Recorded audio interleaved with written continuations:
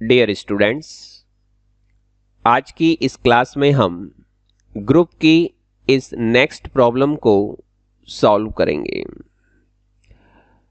Prove that the set Z of all integers under the binary operation star defined by a star b equals to a plus b plus 1 for every a comma b belongs to Z is an abelian group।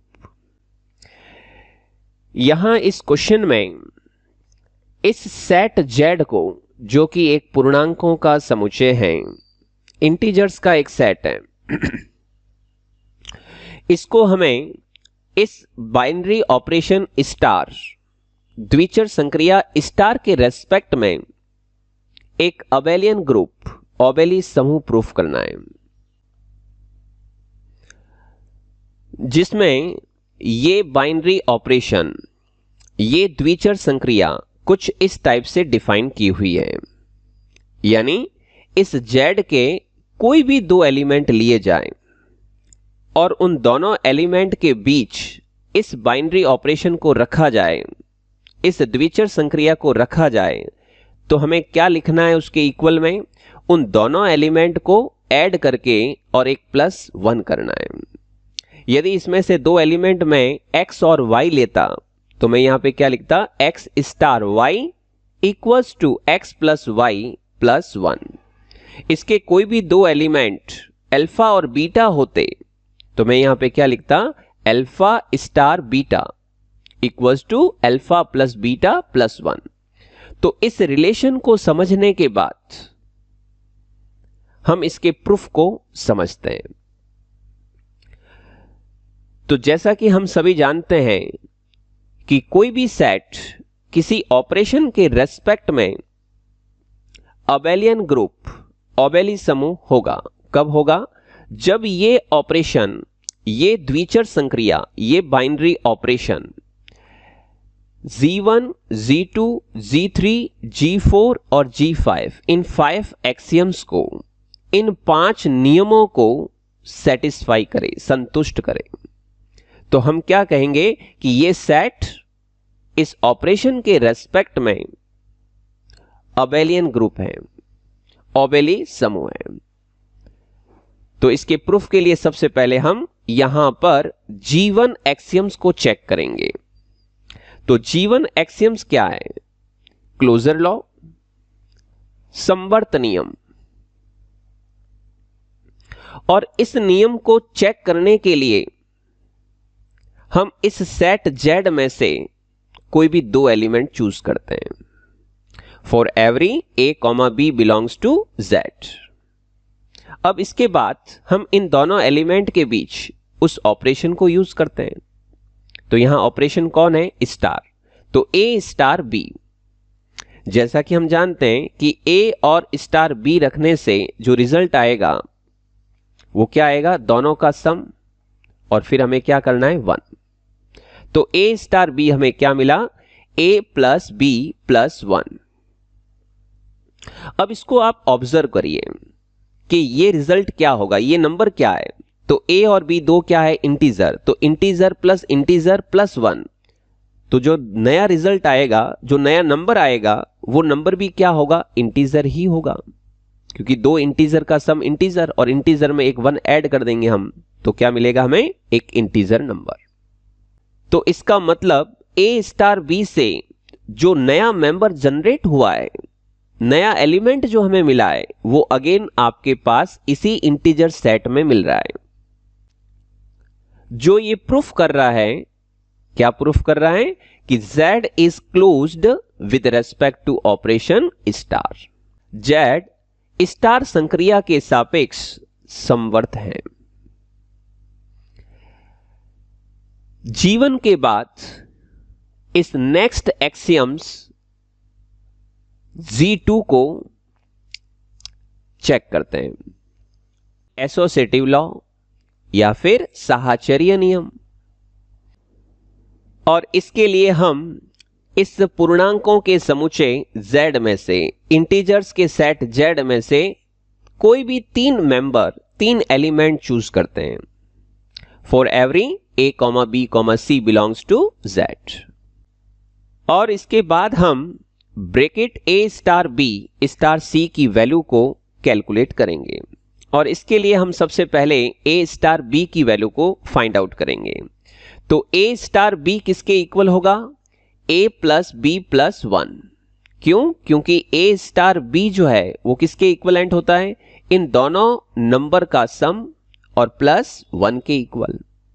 और इसके बाद हम करेंगे इसको simplify. और इसके simplify में ये a है और ये b है, तो a स्टार b को हम क्या लिखते हैं? a plus b। तो a प्लस b प्लस 1 और प्लस b, b यानी c। और फिर हमें क्या करना है? इसमें एक 1 ऐड कर देना है, क्योंकि ये बाइनरी ऑपरेशन इस टाइप से डिफाइन की हुई है। और इसके बाद इसको भी कर देते हैं सिंप्लीफाई। तो a plus b plus c, a plus b plus c, 1 और 1 2। और इसके बाद हम a star bracket b star c की वैल्यू को कैलकुलेट करते हैं, जिसमें सबसे पहले हम b स्टार c की वैल्यू को सॉल्व करेंगे। तो b स्टार c की वैल्यू क्या होगी? b प्लस c प्लस 1 के इक्वल। और इसके बाद हम इसको करते हैं सिंप्लीफाई। और इसके सिंप्लीफाई में ये a है और ये क्या है? पूरा b। तो a स्टार b क्या होता है? a प्लस b और प्लस 1। और फिर इसको अपन और सॉल्व कर देते हैं। तो a plus b plus c, 1 और 1 2। तो यहां पे हमें क्या रिजल्ट मिला कि a star b star c से जो रिजल्ट आ रहा है वही result a star b star c से मिल रहा है। जो ये प्रूफ कर रहा है, जो ये सिद्ध कर रहा है, क्या सिद्ध कर रहा है? कि z is associative with respect to operation star. z star के रेस्पेक्ट में साहचर्य है। नेक्स्ट एक्सियम्स को चेक करते हैं। G3 यानी एग्जिस्टेंस ऑफ आइडेंटिटी एलिमेंट, तत्समक अवयव का अस्तित्व। यानी पूर्णांकों के समुच्चय z में, इंटीजर्स के सेट z में, इस स्टार के रेस्पेक्ट में आइडेंटिटी एलिमेंट, तत्समक अवयव विद्यमान है या फिर नहीं है, तो उसको चेक करेंगे। और उसके लिए इसकी डेफिनेशन क्या कहती है? For every a belongs to z, z का कोई भी एक एलिमेंट है a, and there exist e belongs to z, z में e कोई एक ऐसा एलिमेंट मौजूद है, e कोई z में ऐसा कोई एलिमेंट एग्जिस्ट कर रहा है। किस टाइप से? सच दैट कि a और e के बीच उस ऑपरेशन को लगाने से या फिर e और a में उस ऑपरेशन को लगाने से दोनों ही स्थितियों में वापस क्या मिल जाए? अगेन वो a एलिमेंट। तो हम इस e एलिमेंट को उस z सेट का इस ऑपरेशन के रेस्पेक्ट में तत्समक अवयव कहेंगे, आइडेंटिटी एलिमेंट कहेंगे। और इस e की वैल्यू के लिए इस इक्वेशन को करेंगे हम सॉल्व। और उसके लिए a स्टार e किसके इक्वल हो जाएगा? a प्लस e और प्लस 1, और a की जगह पर a रखेंगे हम। e स्टार a किसके इक्वलेंट हो जाएगा? e plus a plus 1 by definition of star, क्योंकि a स्टार b किसके इक्वलेंट होता है? दोनों एलिमेंट का सम और प्लस 1। और इसके बाद हम इस पेयर और इस पेयर, दोनों ही पेयर को हम करेंगे सॉल्व। तो फर्स्ट पेयर में a से a cancel, e equal to क्या मिलेगा? -1। और सेकंड पेयर में a से a कैंसिल, तो e क्या मिलेगा? -1। दोनों ही पेयर से e की वैल्यू -1 है, और ये -1 पूर्णांकों के समुच्चय Z में ही एग्जिस्ट कर रहा है, पूर्णांकों के समुच्चय में ही ये विद्यमान है, जो क्या प्रूफ कर रहा है? Identity element exist in set Z, Z में तत्समक अवयव का अस्तित्व है। इसके बाद हम इस नेक्स्ट एक्सियम्स G4 को चेक करते हैं। एग्जिस्टेंस ऑफ इनवर्स एलिमेंट, प्रतिलोम अवयव का अस्तित्व।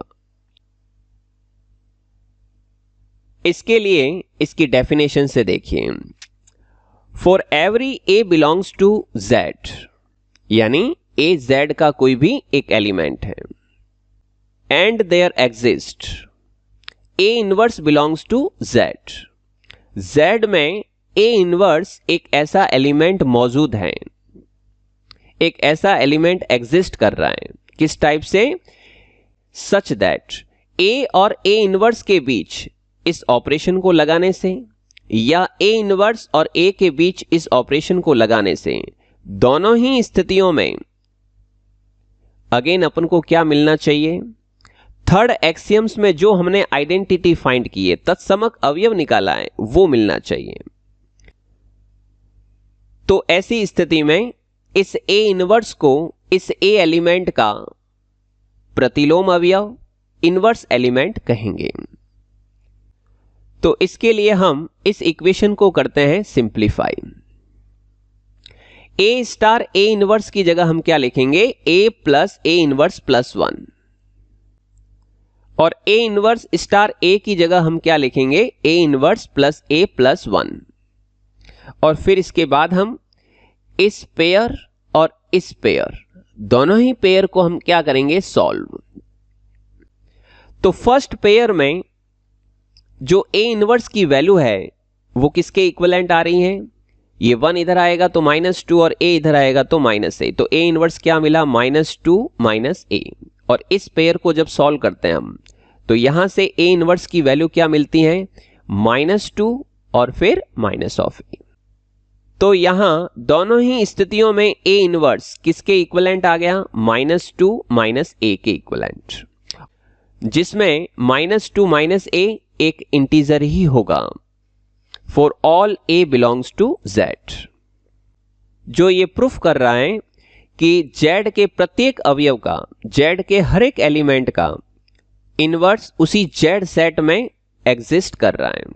Inverse element of all elements of set Z are exist in set Z, यानी Z के प्रत्येक अवयव का प्रतिलोम अवयव Z में विद्यमान है।